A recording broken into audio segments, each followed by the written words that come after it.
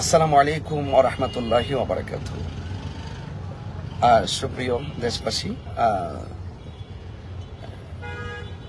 লাইভটা কেটে গিয়েছিল, একটু সাউন্ড শোনা যায় কিনা। আমি আজকে আমাদের শহীদ রইসউদ্দিনের মামলার আপডেট নিয়ে কিছু কথা বলার জন্য আপনাদের সামনে উপস্থিত হয়েছি। আপনারা জানেন, বিগত কিছুদিন পূর্বে মব সৃষ্টি করে এক শ্রেণীর মানুষ মিথ্যা অভিযোগ দিয়ে আমার ভাই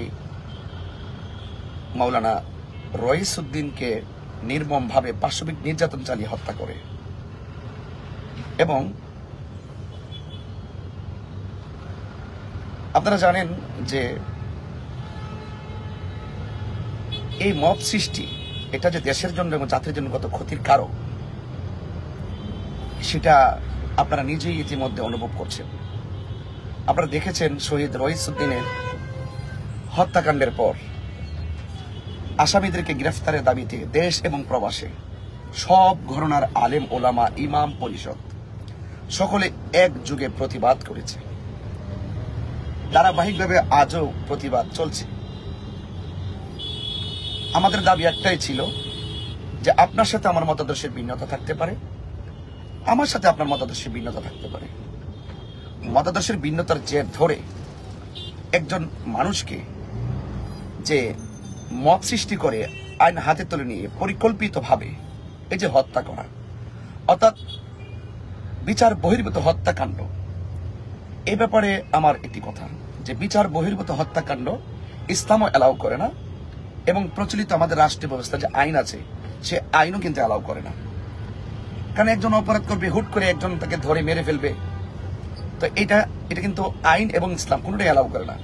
দেশের আইন আছে, প্রচলিত আইনে যদি সে যদি অপরাধী প্রমাণিত হয় তাকে অপরাধ নির্ধারণ করবে প্রশাসন এবং বিচার বিভাগ। সেই বিচার বহির্ভূত হত্যাকাণ্ড আমরা যখন দেখেছি শহীদ রইসউদ্দিনকে মিথ্যা অভিযোগ দিয়ে তারা নির্মমভাবে পাশবিক নির্যাতন চালিয়ে হত্যা করেছে, সেই জন্য আমরা প্রতিবাদ করেছি প্রশাসনের কাছে। আমাদের সবসময় আমরা প্রশাসন বান্ধব মানুষ। আমি প্রায় মাহফিলে সকল প্রশাসন বান্ধবরা, সবাই প্রশাসন যারা আছেন আমাদেরকে অনেক লাইক করেন, আমরাও লাইক করি। কিন্তু যখন দেখলাম যে এক শ্রেণীর উগ্রবাদীরা, এক শ্রেণীর আধিপত্যবাদীরা প্রশাসনের উপরে জোর চাপ প্রয়োগ করে তারা যখন সেই মামলাকে আড়াল করার জন্য দুর্বিসন্ধি করেছিল, তখন সেখানে আমরা জোর দাবি জানিয়েছি যে শহীদ রইসউদ্দিনের হত্যাকাণ্ডের পিছনে যারা জড়িত আছে সেটা যদি প্রশাসনের মধ্যে থাকে কিংবা জনগণের মধ্যে থাকে, সুষ্ঠু তদন্তের মাধ্যমে তাকে আইনের আওতায় আনতে হবে। এটাই ছিল আমাদের রাজপথের আন্দোলনের ভীষণ এবং মিশন এবং রাজপথের আন্দোলনের সবচাইতে বড় প্রত্যাশা। কারণ মব সংস্কৃতি এই বাংলাদেশ থেকে ডিলিট করতে হবে, আইন হাতে তুলে নেওয়ার যে প্রবণতা সেটা দূর করতে হবে। তো আমরা যখন সারা বাংলাদেশে আন্দোলন তুমুল আকারে চলছে, তো আমাদের প্রত্যাশা ছিল যে থানা প্রশাসন মামলাটা গ্রহণ করবে। যদিও গত 3 দিন আগে থানা প্রশাসন থেকে আমাকে বলা হয়েছিল, আমার যিনি আমার সাথে এই ব্যাপারে কাজ করেছেন এই মামলা সংক্রান্ত ব্যাপারে আপনারা জানেন যে আমি বিগত দিন টঙ্গী এবং গাজীপুর গিয়েছিলাম। টঙ্গী প্রেস ক্লাবে আন্দোলন করেছিলাম এবং গাজীপুর জেলা প্রশাসন কার্যালয়ের সামনে আমি প্রতিবাদ করেছিলাম।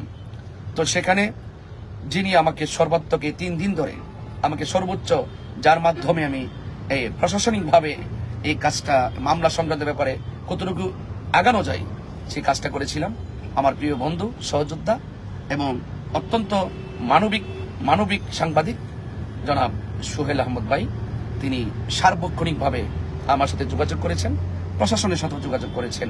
তো আজকে এই আমাদের শহীদ রইসউদ্দিনের মামলার আপডেট জানানোর জন্যই আমি আপনাদের সামনে হাজির হয়েছি। সেটা হলো, আমি আপনাদেরকে একটু বলছি, শহীদ রইসউদ্দিনের হত্যা মামলায় শহীদ রইসউদ্দিনের স্ত্রী নিজে বাদী হয়ে গতকাল একটি মামলা দায়ের করেন এবং সেই মামলার বাদী শহীদ রহিসুদ্দিনের স্ত্রী অবশেষে পুবাইল থানায় ইমাম রহিসুদ্দিনের হত্যা মামলায় 17 জনকে আসামি করে মামলাটি রুজু হয়েছে এবং পুবাইল থানার মামলা নম্বর 1 তারিখ 2/5/2025 ধারা 302-34 পেনাল কোড 1860 রুজু হয়েছে। আসামি সংখ্যা 17 জন এবং অজ্ঞাতনামা আছে প্রায় 20 থেকে 25 জন। তো সেটা আমরা মামলার অগ্রগতির জন্য আমরা যেভাবে আমরা যাদেরকে সন্দেহ করে এবং প্রশাসনের মাধ্যমে আমরা সেটা ধারাবাহিকভাবে এখানে সংযুক্ত করব এবং আপনাদেরকে আমি বিনীতভাবে এতটুকু অনুরোধ করছি যে মামলাটি রুজু হয়েছে এবং পাশাপাশি আমি গাজীপুর পুলিশ কমিশনার এবং অতিরিক্ত পুলিশ কমিশনার মহোদয় তাদেরকে ধন্যবাদ জানাচ্ছি এবং পুবাইল থানার ওসি মহোদয় আমিরুল ইসলাম সাহেব আমি ওনাকেও ধন্যবাদ জানাচ্ছি এবং Gazipur police commissioner NM Nasiruddin সাহেব তিনি যথেষ্ট আমাদের সাথে আমাদের প্রতিনিধির সাথে কথা বলেছেন, তবে মামলাটি নিয়েছেন। তবে আমি এতটুকু প্রশাসনের কাছে আমি এতটুকু জোর দাবি জানাবো যে অনতিবিলম্বে আসামিদেরকে গ্রেফতার করে দৃষ্টান্তমূলক শাস্তি প্রদান করে রহিসুদ্দিনের আত্মাকে শান্তি করতে হবে, তার পরিবারের ব্যথা কষ্ট দুঃখ সবগুলোকে লাঘব করতে হবে এবং পাশাপাশি সারা বিশ্ব জুড়ে যে মানুষের যে আইনের প্রতি যে একটা ক্ষোভ সৃষ্টি হয়েছিল, এই শহীদ রহিসুদ্দিনের হত্যাকারীদেরকে গ্রেফতার করে দৃষ্টান্তমূলক শাস্তির মাধ্যমে প্রশাসনের ভাবমূর্তিকে সমুজ্জ্বল করবেন সেই প্রত্যাশা আমি করি। তবে আমি প্রশাসনের কাছে আরো একটু জোর দাবি জানাবো যে কোনোভাবে যেন আধিপত্যবাদীদের হাত যতই শক্তিশালী হোক না কেন, দেশের আইন যদি সঠিকভাবে প্রয়োগ হয় এতে আইন প্রশাসন শ্রদ্ধার পাত্র হয়ে থাকে এবং দেশের জনগণ শান্তিতে থাকে।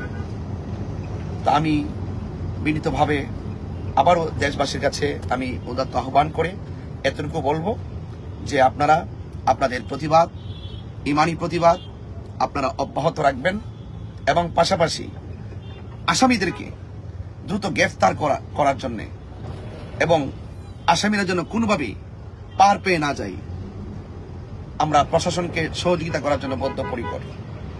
আশা করি সুষ্ঠু তদন্তের মাধ্যমে সেই বিচার প্রক্রিয়া দ্রুত অগ্রসর হবে এবং আমার শহীদ রহিসুদ্দিনের আত্মা শান্তি পাবে।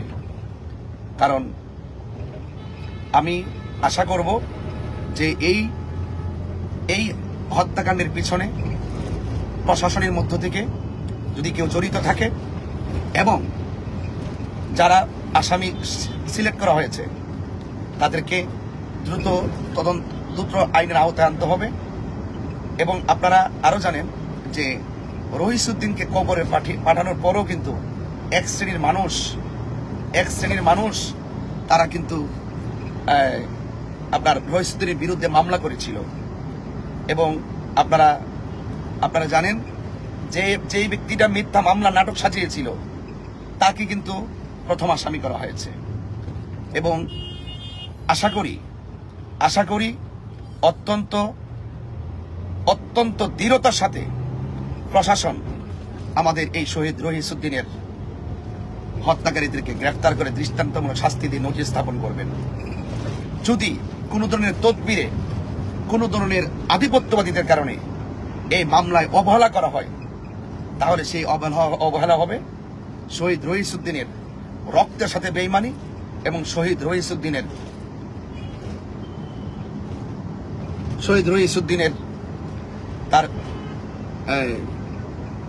তার রহিসুদ্দিনের সাথে হবে চরম বেঈমানি। তো সেই জন্য আমি প্রশাসনকে অনুরোধ করব অতি দ্রুত আসামিদেরকে গ্রেফতার করুন, না হয় আন্দোলন তীব্র থেকে তীব্র আকার ধারণ করবে। অবশেষে মামলাটি থানা গ্রহণ করেছেন, সেই মর্মে আমরা আইনের প্রতি শ্রদ্ধাশীল হয়ে ধন্যবাদ জানাচ্ছি। কিন্তু কোন ধরনের ফাঁক ফুকুর দিয়ে যেন আসামিরা পার পেয়ে না যায়, সেই ক্ষেত্রে প্রশাসনকে নাক কান চোখ খোলা রাখতে হবে। কারণ আহলুস সুন্নাত ওয়াল জামাত পানের জলে ভেসে আসা কচুরি পানা নয়। কারণ এই দেশের সংখ্যাগরিষ্ঠ আহলুস সুন্নাত ওয়াল জামাতের অনুসারীরা আমরা যারা রয়েছি, আমরা কখনো অন্যায়কে প্রশ্রয় দেই না। হকের দাবিতে ন্যায্য দিকের প্রতিষ্ঠায় আমরা রাজপথের, আমাদের পীর মাশায়েখরা খানকার বীর, রাজপথের বীর, এই কথা মাথায় রাখতে হবে। সুতরাং এই দেশে আহলুস সুন্নাত ওয়াল জামাতকে বাদ দিয়ে কোনো কিছু কল্পনা করা যাবে না। তো সেই জন্য আমি অনুরোধ করব, সেই শহীদ রহিসউদ্দিনের বিরুদ্ধে যারা মামলা করেছে তাদেরকে, রহিসউদ্দিনের বিরুদ্ধে যারা মামলা দায়ের করেছিল তাদেরকে আসামিতে অন্তর্ভুক্ত করা হয়েছে এবং সেই মামলাটি প্রশাসন নিয়েছেন, এজন্য আমি ধন্যবাদ জানাই। এবং যারা রহিসউদ্দিনকে শহীদ করেছেন তাদেরকে দ্রুত আইনের আওতায় আনতে হবে, তবেই সুন্নি জনতা ঘরে ফিরে যাবে। আশা করি প্রশাসন সেখানে কোন ধরনের আধিপত্যবাদীদের কোনো কান যদি কোন ধরনের কথাই যদি তারা কর্ণপাত করে, তাহলে প্রশাসনের ভাবমূর্তি নষ্ট হবে। আমি চাই না যে জনতা প্রশাসনের বিরুদ্ধে দাঁড়াক, পুলিশ জনতার, সেই জন্য জনগণের জন্য এই দেশের আইন, সে আইন যেন আধিপত্যবাদীদের কাছে বিক্রি না হয়, সে আশাবাদ ব্যক্ত করছি। এবং অনতি বিলম্বে সেই মামলার আসামিদেরকে দ্রুত গ্রেফতার করার প্রস্তাব জানিয়ে আজকে এখানে বিদায় নিচ্ছি। আমার সুন্নি ভাইরা মাঠে আছি, মাঠেই থাকবো। আপনারা সবাই প্রতিবাদ করছেন, সেই আসামিদেরকে গ্রেফতার হওয়ার আগ পর্যন্ত আপনারা প্রতিবাদ চালিয়ে যাবেন, সে আশাবাদ ব্যক্ত করছি। সবাই ভালো থাকুন। আসসালামু আলাইকুম ওয়া রাহমাতুল্লাহি ওয়া বারাকাতুহু।